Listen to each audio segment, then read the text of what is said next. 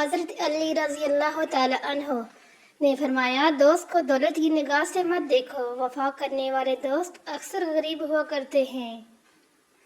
پیسے کی امیری تو عام ہے، دل کی امیری اللہ کسی کسی کو ہی دیتے ہیں۔ دولت کی عاجزی، جوانی کی عبادت، غریب کی سخاوت اور گنہگار کی توبہ اللہ تعالیٰ کو بہت پسند ہے۔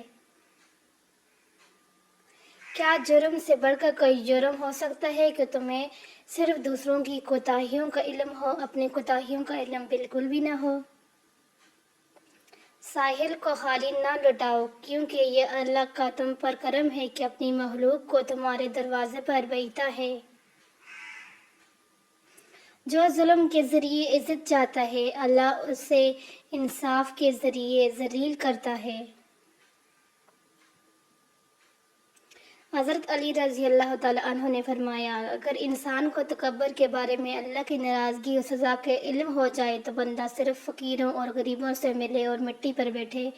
کوئی انسان کتنا ہی گنہگار کیوں نہ ہو، اللہ اس کے لیے دعا کا وسیلہ، توبہ کا راستہ اور رزق کے دروازے کبھی بند نہیں کرتا۔ صبر اللہ کی رحمت کو کھینچ کر لاتا ہے، نہ مانو تو کر کے دیکھ لو۔